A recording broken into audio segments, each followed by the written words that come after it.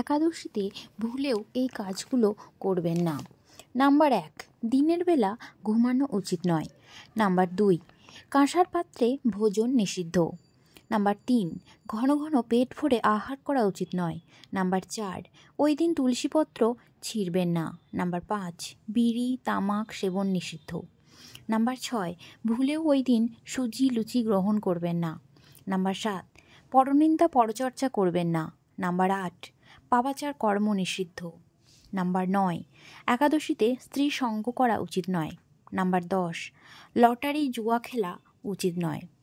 এছাড়াও ওই দিন দাঁত মাজন না করাই ভালো। তাছাড়াও মারামারি ঝগড়া তর্ক এসবের থেকে দূরে থাকাই ভালো।